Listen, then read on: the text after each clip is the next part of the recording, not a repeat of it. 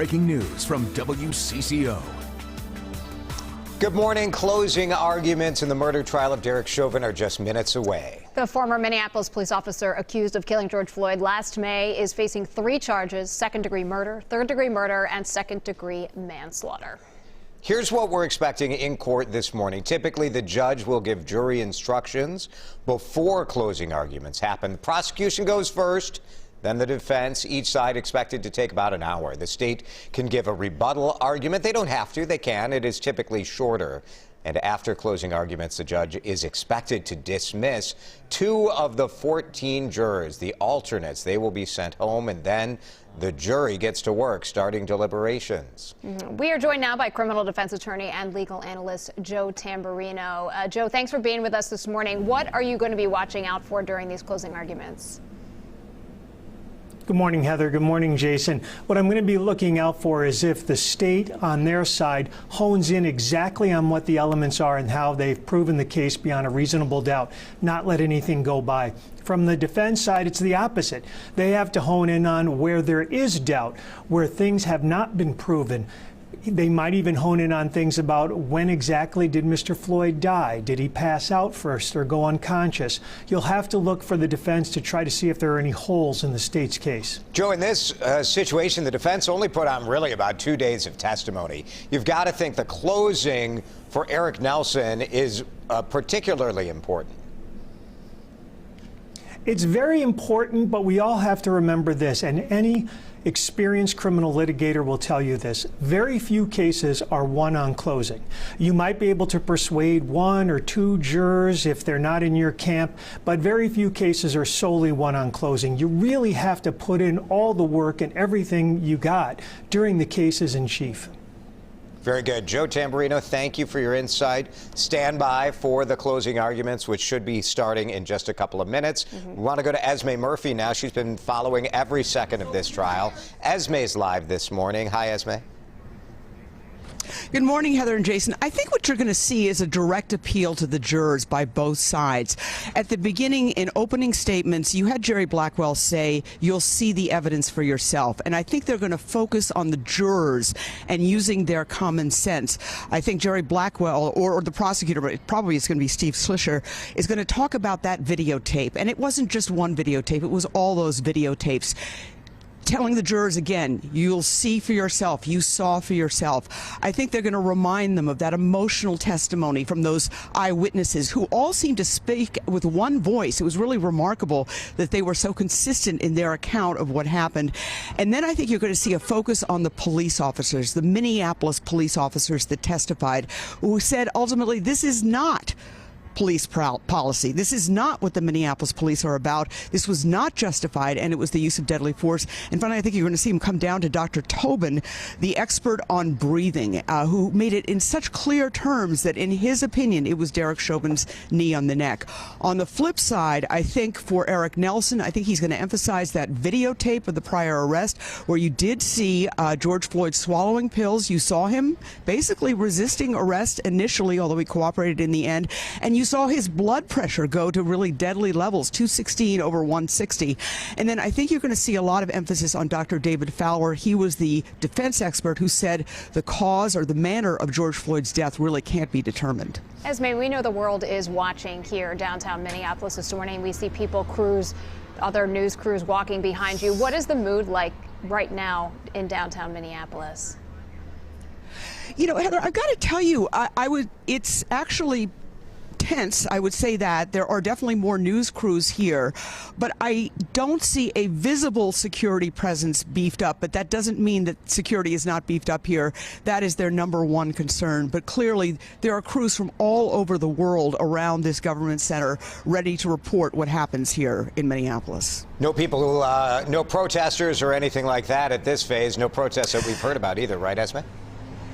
Yeah, no, I had to walk a couple of blocks to get to the Media Business Center. No protests, lots of news crews, people just, walking about, but really no protests at all. Obviously, they are expected later when the jury starts deliberating, and certainly we are expecting some, regardless of the verdict. Esme, when you're talking to experts in analysis, what's the timing we're talking about? Could the jury get the case by early this afternoon, let's say? Yes, I think one of the reasons the judge had the opening arguments or the closing arguments today as opposed to Friday is he wanted to give the parties time to really hone in and condense their closing arguments so they would be briefer. I think less is more, in terms of the closing arguments is what the judge was trying to say. So I think the jury will get this.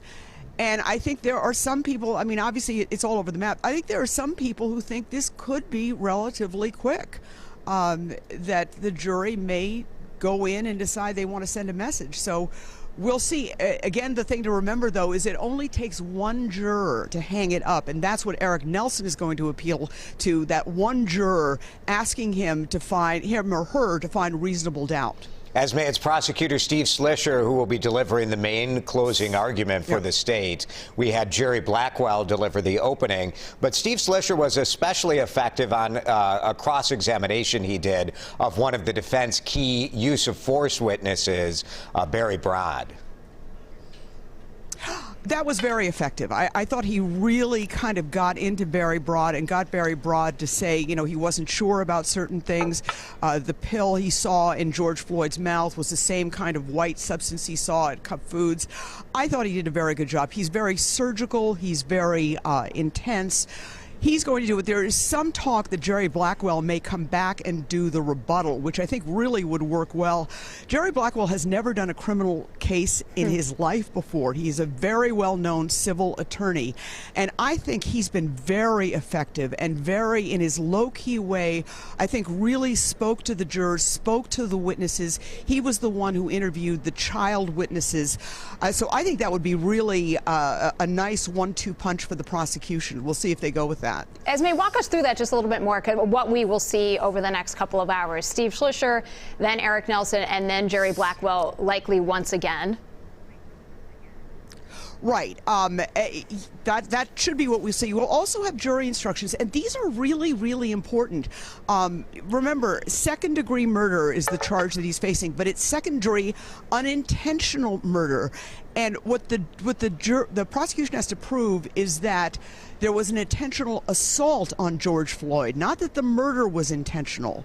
And so I think that's very important. These jury instructions are going to be very important. And also, Derek Chauvin, when he took the fifth, also agreed and asked the judge for a very specific jury instruction that this could not be held against him if he didn't testify. And he was asked if he wanted that jury instruction, and he said yes, he didn't have to have it. So we'll hear that as well, because I think so many of these jurors, they're told that they don't, that they may not hear from the defendant, but I think they have to have questions in a case like this. It is 9:03. We are standing by for closing arguments to start in Hennepin County Government Center in the courtroom. A very unusual trial, Esme. You've covered so many trials in your career, and there has been nothing like this one, which would have been the case even if we were not in a COVID situation.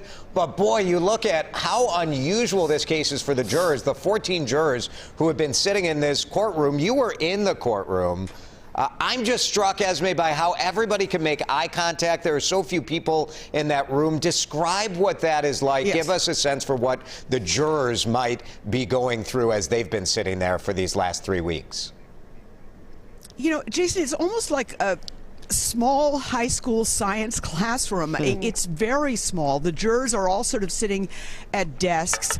The pool reporters were practically sitting at the prosecution and defense tables. It's a very small space because what they've done is they've kind of gutted it and socially distanced everybody.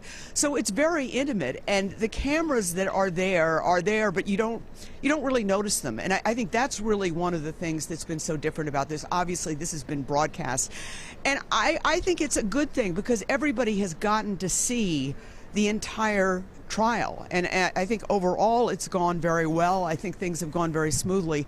But inside the courtroom, it is a very different scene. And I do think I was there for opening statements.